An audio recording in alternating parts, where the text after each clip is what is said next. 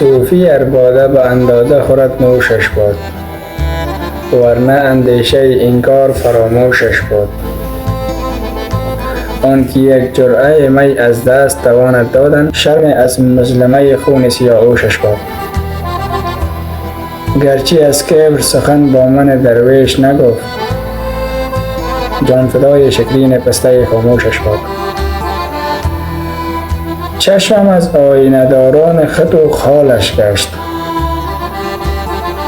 لبم از بوسه ربایان بر و دوشش باد. نرگس مست نوازش کن مردم دارش، خون عاشق به قدح گر بخورد نوشش باد. به غلامی تو مشهور جهان شد حافظ، حلقه بندگی زلف تو در گوشش باد. سبحان الله.